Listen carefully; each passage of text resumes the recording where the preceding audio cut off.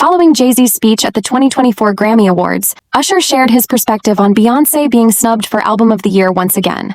Ahead of his long-awaited Super Bowl LV Raid halftime show, the singer sat down with the New York Post and spoke about the Recording Academy not giving Beyonce her flowers for Album of the Year, despite her having more Grammys than any other artist with 32 wins. In the same category, Usher has been nominated once for his 2004 magnum opus Confessions. To each his own, about what they feel, he told the Post. But here's what I feel. Historically, I think that the Academy, for many years, got it wrong. Whether that's the system that was there, or the lack of inclusion, or the lack of consideration of the industry. Usher continued to discuss how the Recording Academy's failure to give Black artists wins in major categories impacts its audience. We watch your show for you to celebrate our artists, and you put us in top categories, but then you give it to someone else, he added. That's going to obviously affect their viewership.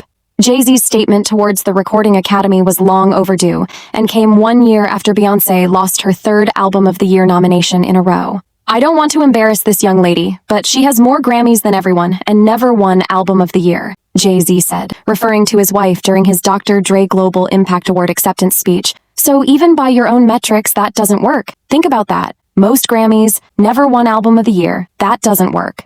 Despite having a storied 30-year career, Usher can relate having never accepted one of his 8 Grammys during the award show's broadcast. You're talking to a winning loser, right? I've won 8 Grammys but never walked on the stage once to receive one, he shared. Out of 30 years of a career, I've never walked on the Grammy stage as many times as I have performed there and supported the Grammys.